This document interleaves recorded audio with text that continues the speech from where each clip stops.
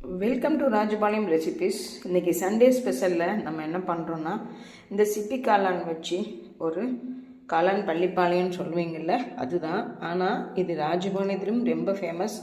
நீங்கள் இப்போ பள்ளிப்பாளையம்னு வச்சுக்கிட்டீங்க, ஆனால் என்னோடய டிஷ் வந்து காளான் ராஜபாளையம் தான். இதுக்கு பாருங்கள், தேங்காய் ஒரு 4-5 பல். அவங்க வந்து ஃபுல்லாக வத்தல் போடுவாங்க, வரமிளகா. நாங்கள் வந்து எல்லாமே பச்சை மிளகா தான், சூப்பராக இருக்கும். சின்ன வெங்காயம் தான் இதுக்கு ரொம்ப மெயின். சின்ன வெங்காயம் ரொம்ப நேரம் ஆச்சு இது மாதிரி உரிக்கிறதுக்கு. ஒரே ஒரு தக்காளிங்க.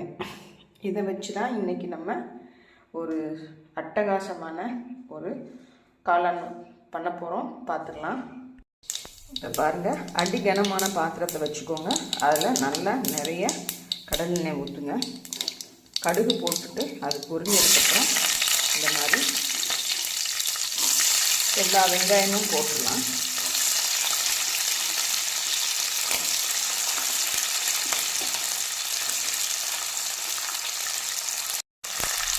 ஒரு பாக்கெட்டு காளானுக்கு தான் நம்ம இவ்வளோ வெங்காயம் போட்டிருக்கோம். இந்த மாதிரி போட்டால் தான் இந்த காளானுக்கு ரொம்ப டேஸ்ட்டு கொடுக்கும். இது நல்லா வதங்கினதுக்கப்புறம் பார்த்துக்கலாம். இப்போ நல்லா கண்ணாடி பதத்துக்கு வதங்கிடுச்சுங்க. இந்த ஸ்டேஜில் நீங்கள் ஒரே ஒரு தக்காளி கட் பண்ணி வச்சுருக்கோம் பார்த்தீங்களா, அந்த தக்காளி போட்டுக்கோங்க. இப்போ வந்து இஞ்சி பூண்டு போட வேண்டாம், கொஞ்சம் அடியில் இது பண்ணிடும். அதனால் இந்த தக்காளி நல்லா பேஸ்ட் ஆனதுக்கப்புறம் வேறு எந்த பவுடரும் போட தேவையில்லைங்க. வெறும் குழம்பு மிளகாய் பொடியும் போட்டு தாளிச்சா சூப்பராக இருக்கும்.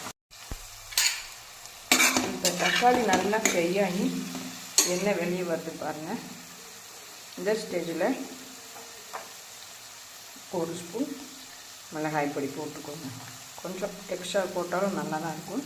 போட்டுட்டு இப்போ தான் வந்து நம்ம இஞ்சி பூண்டு போட போகிறோம்.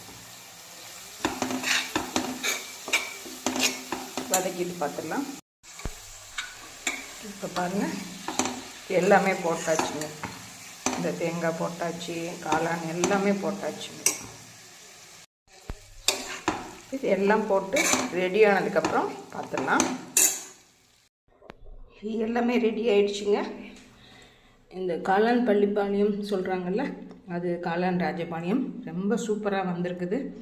அதுக்கு காம்பினேஷன் வந்து கொள்ளு சட்னியும் நல்ல ஒரு காரசாரமான பூண்டு ரசம்.